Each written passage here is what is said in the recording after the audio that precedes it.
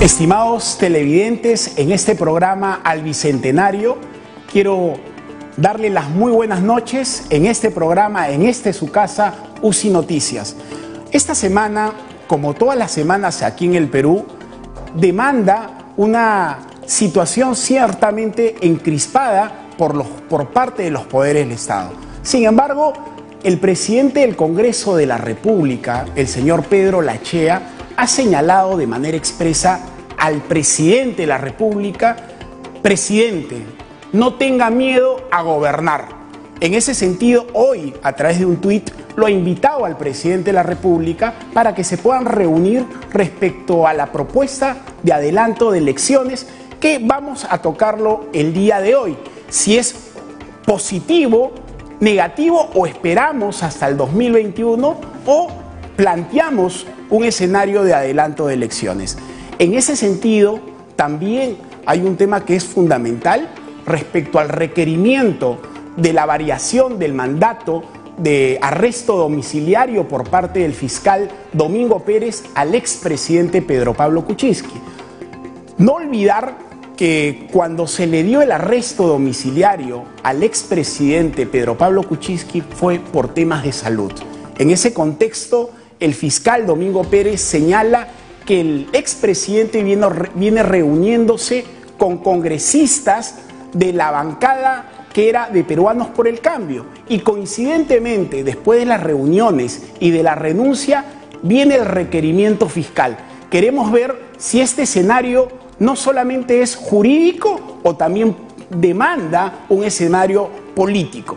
En esta semana también hubo un plenario por parte del Partido Aprista Peruano, y en ese sentido han planteado la posibilidad en este plenario en plantear la vacancia al presidente de la República, indistintamente que la cédula parlamentaria aprista en el Congreso de la República no esté de acuerdo o tengan acuerdos divergentes por parte de los miembros.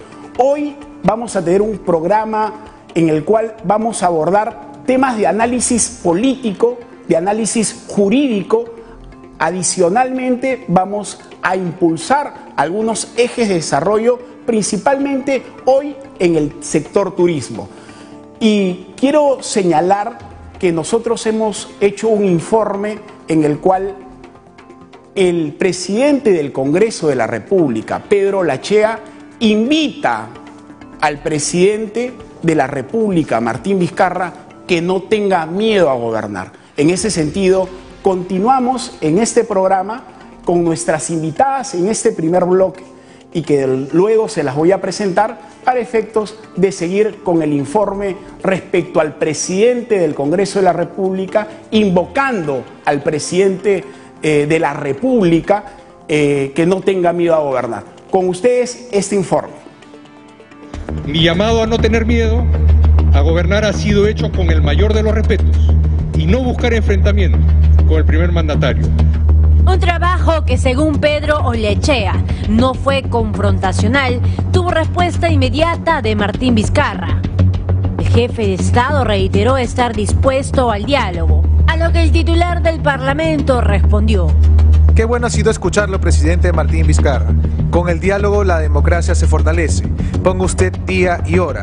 El lugar puede ser la iglesia San Francisco, a mitad de camino entre los dos poderes. El Perú está primero. Este hecho tuvo diversas reacciones en el Palacio Legislativo. Hacer laberinto político en plazas y plazueles sin tener que preocuparse de las necesidades de un pueblo es dañino. El presidente debería invitar al presidente del Congreso a conversar o a almorzar, pero debe haber un almuerzo de trabajo. El sinceramiento tiene que venir de parte del Ejecutivo, y aquí el Legislativo ya le extendió la mano por segunda vez. Menos mal que han aceptado poder dialogar en beneficio del país. El presidente del Congreso sí debe reunirse con el presidente de la República, miembros principales de dos poderes del Estado, para poder limar las asperezas. Eso es lo correcto, y yo saludo en realidad la posición del presidente del Congreso, Pedro Lachea, en estirar una vez más la mano al presidente de la República. Yo no creo creo que haya ningún resultado positivo porque hay posiciones totalmente discrepantes, ¿no? Este Congreso no quiere verlo como oportunidad el proyecto de ley para adelantar las elecciones y el Ejecutivo se lo quiere. Entonces creo que es oportuno y pertinente que ambos poderes sin intermediarios se pongan de acuerdo, tengan una reunión en conjunto en beneficio del país. Mientras que otros parlamentarios aseguraron que este enfrentamiento de poderes solo genera daño al país. En estos momentos tenemos como invitadas a dos damas que conocen la realidad nacional, que la doctora Delia Muñoz y la licenciada Claudia Hernández. Muchísimas gracias por estar en este programa al Bicentenario. Buenas noches, Miguel Ángel. Acabamos de escuchar por parte del presidente de la República la aceptación del diálogo que ha buscado tener el presidente del Congreso de la República. En ese sentido, yo quiero agradecerles, igual la ciudadanía hoy las están viendo, doctora Delia Reboredo, licenciada Delia Muñoz. Delia Reboredo fue mi profesora. Delia Muñoz, Claudia Hernández, muchas gracias por estar aquí. Gracias a ti, encantada de estar aquí. Este tema de la convulsión y la crispación por parte del Congreso de la República como poder legislativo y el presidente de la República al plantear adelanto de elecciones, Delia, ¿consideras tú de que esto viene generando una afectación dentro del sistema democrático del país? Mira, la Constitución es un documento que regula el manejo del poder político. Es por eso de que tiene un sistema de pesos y contrapesos. En ese esquema también la Constitución establece cuál es la vía para lograr su cambio, sea total o sea parcial. Eso es lo que dice la Constitución. En el camino hemos tenido 3 grandes sentencias que abordan el tema. ¿Cómo es que se hace el cambio? ¿Cuáles son los límites materiales y formales? Una sentencia del año 2002 cuando se pedía que se anule la actual Constitución, otra sentencia del 2005 a raíz de la modificación del sistema pensionario y el año pasado otra en la que se abordaba el tema de la no reelección de alcaldes y gobernadores.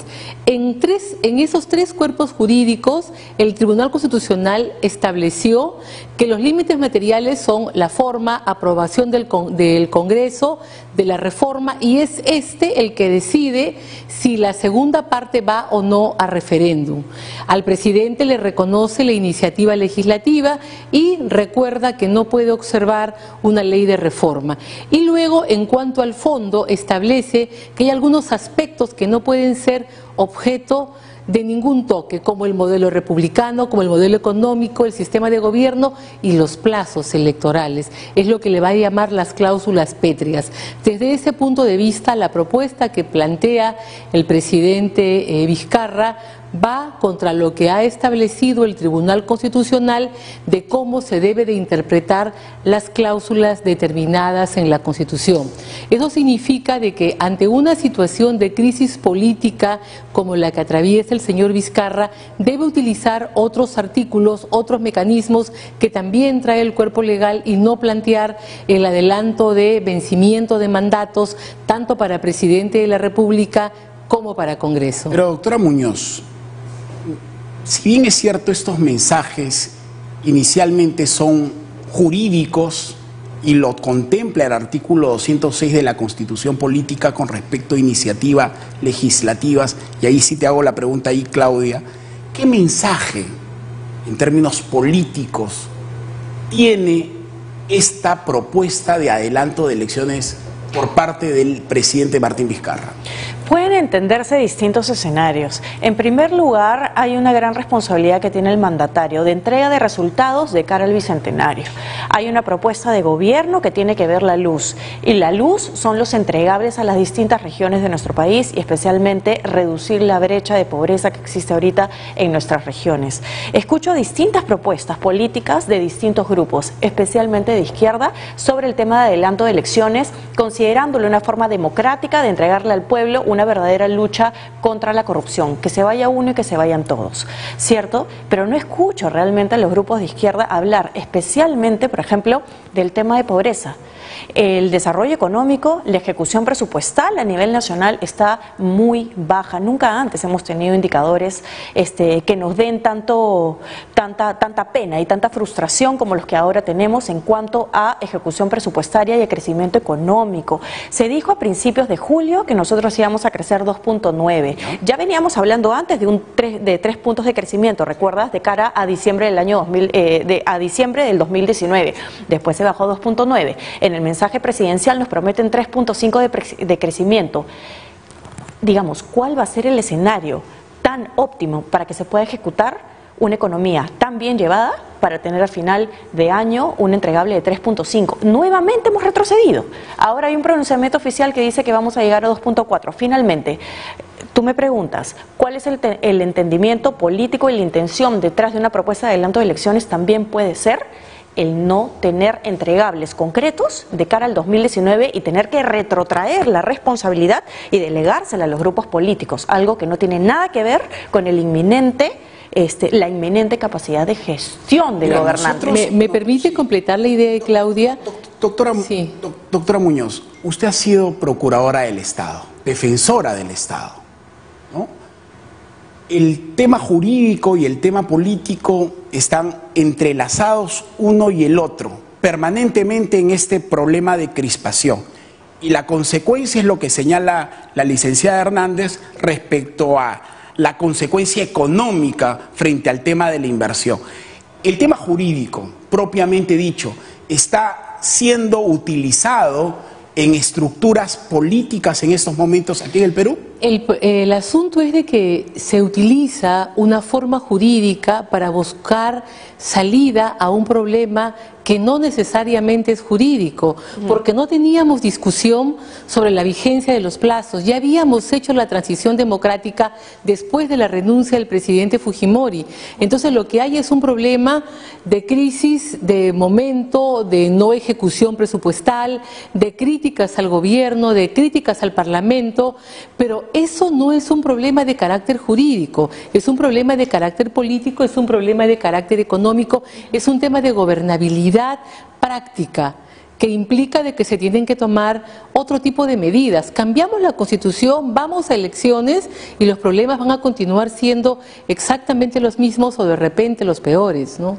Ahora bien, Claudia, tú señalaste que había un incremento en la pobreza, o al menos los índices... Digamos, no son tan prometedores como en años anteriores. Los indicadores señalan que efectivamente la pobreza había sido reducida entre los años 2003 a los años 2015. Sin embargo, en estos últimos años, debido a la recesión económica que está atravesando o el poco crecimiento que está teniendo el Perú, esta pobreza ha ido en aumento, al igual que otras enfermedades como la anemia.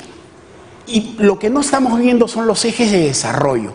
¿Por qué en el Perú en estos momentos esta inversión pública-privada se ha paralizado, Claudia? Bueno, a partir de una deslegitimación de la institucionalidad y de carácter legal, por ejemplo, al retrotraer inversiones tan grandes como lo es Tía María, y que se hayan filtrado audios de nuestro gobernante, a quien le puedo respetar digamos, le tengo una estima personal y que puedo respetar y rescatar algunas intenciones políticas de grandes reformas que él quiere impulsar, pero hablemos de gestión pura y dura.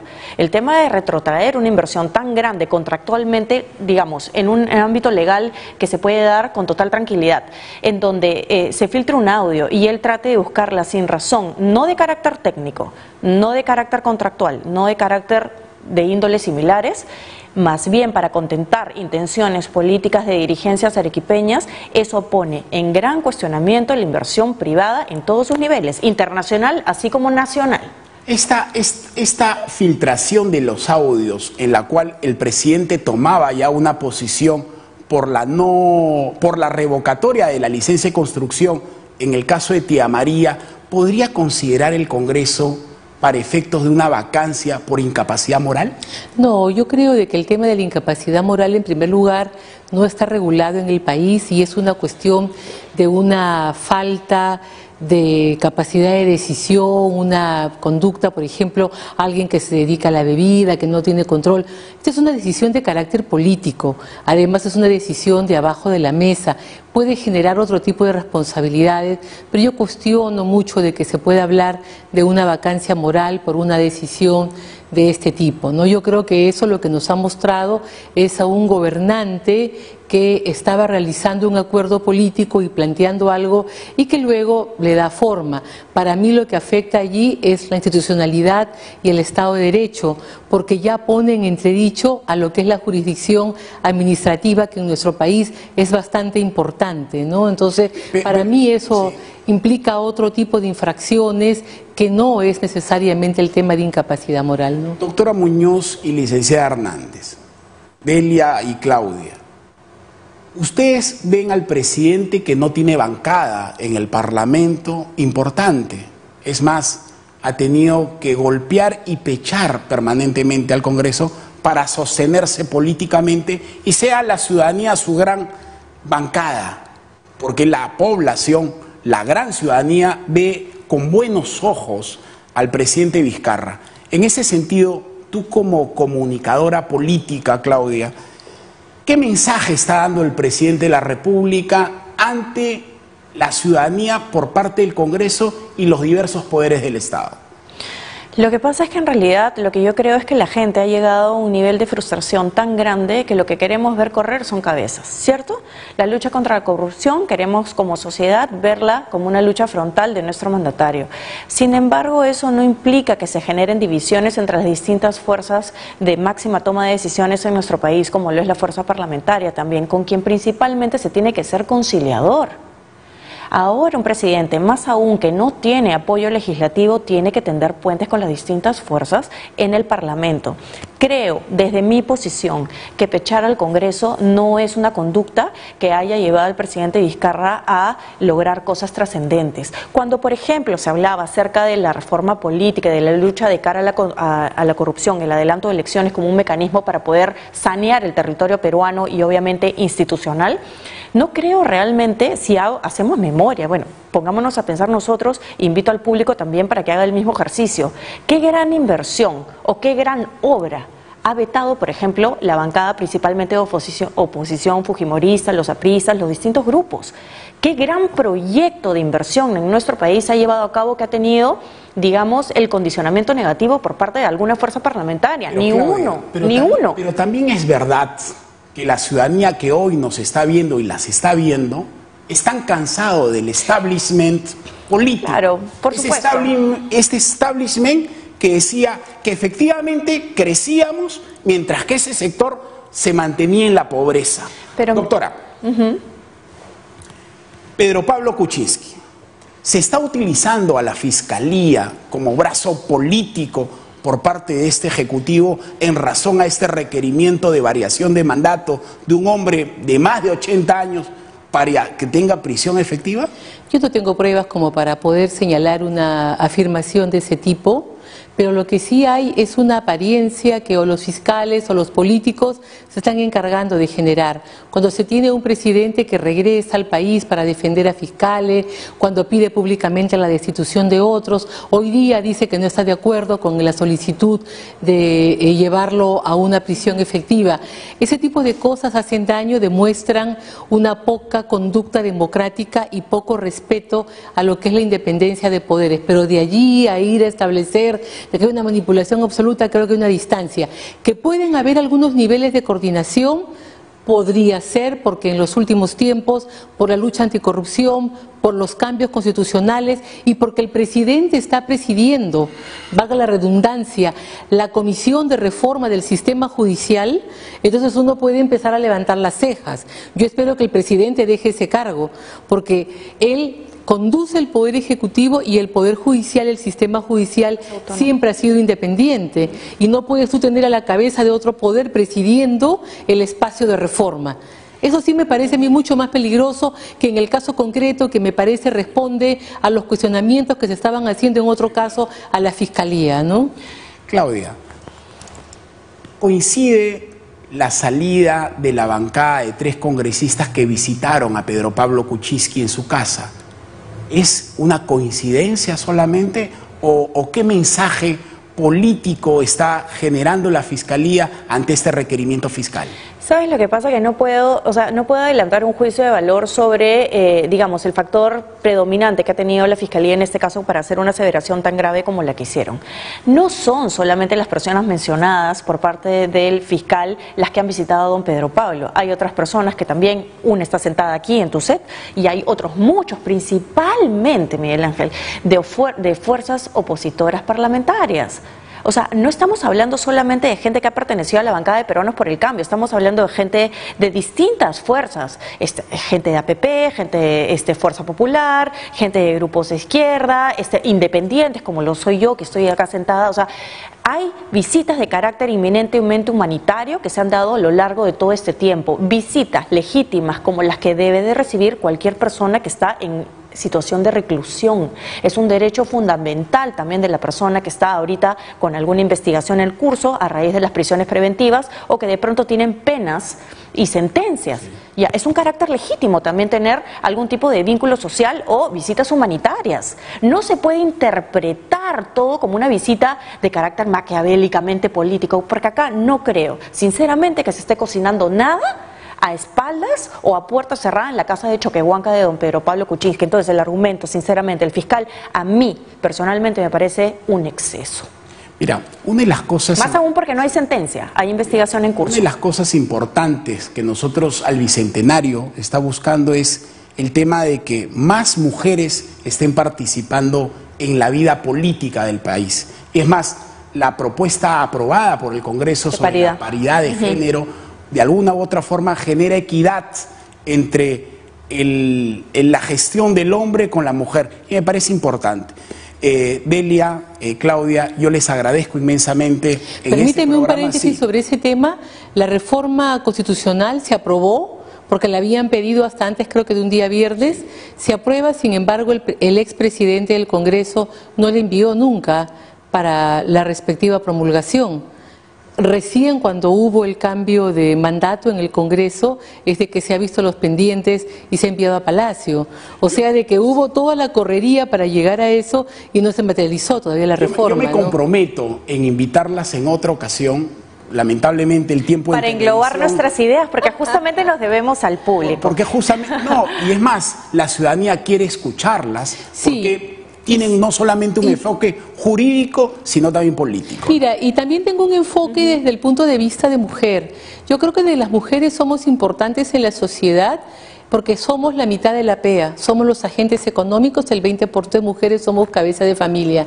Yo creo que las mujeres necesitamos muchas más cosas aparte de lo jurídico. O sea, las mujeres no van a participar en la vida política mientras las hostilicen, mientras las marquen, mientras les hagan bullying, mientras no tenga dónde dejar a mi hijo y una serie de condiciones adicionales que hacen de que uno pueda tener una libertad de ejercer su decisión de intervenir en la política de forma activa. Estimados televidentes, estuvimos con Delia Muñoz y con Claudia Hernández. Muchísimas gracias, Claudia. Delia, muchísimas gracias por estar aquí en Al Bicentenario. Queda pendiente una conversación, por favor, tenemos que seguir hablando de política, sobre todo porque los televidentes tienen que entender que al margen de apasionamientos y, digamos, preferencias ideológicas o de posición política, a partir de esta reforma que se está dando de lucha de cara a contra la corrupción, pensemos realmente en el progreso de nuestro país. ¿Qué país le vamos a entregar a nuestras poblaciones más sensibles de cara al Bicentenario? Ahí deberíamos estar particularmente sensibles y atentos. Conforme, muchísimas gracias. Buenas noches. Gracias. Buenas noches. Gracias.